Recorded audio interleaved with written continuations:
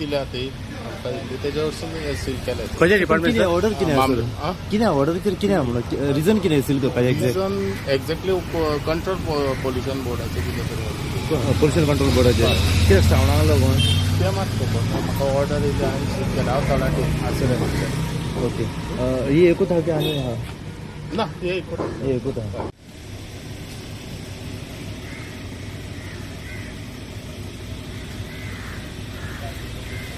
राव असो